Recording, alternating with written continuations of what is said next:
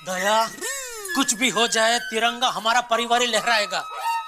हम एकलव्य की तरफ प्रैक्टिस करेंगे। पैट्रिक्स आप कीजिए, मुझे पैट्रिक्स करने की कोई जरूरत नहीं है। क्यों? मैं तो बाल गायिका हूँ ना। मतलब? जब मैं स्कूल में थी तब मैंने संगीत स्पर्धा में भाग लिया था और उसमें मैं नंबर 1 आई थी। क्या बात कर रही है दया? ये तो तूने कभी बताया ही नहीं। कौन सा गाना गाया था?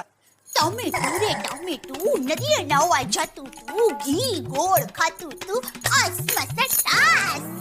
इसको गाना नहीं जोड़कना बोलते हैं, जोड़कना। तो आप इसको भी जोड़कना ही बोलेंगे ना? किसको? आकड़वा बेबो, आसीना पे पूरा सो जा चुपचाप, सो जा। नहीं हो जाएंगे आकड़वा।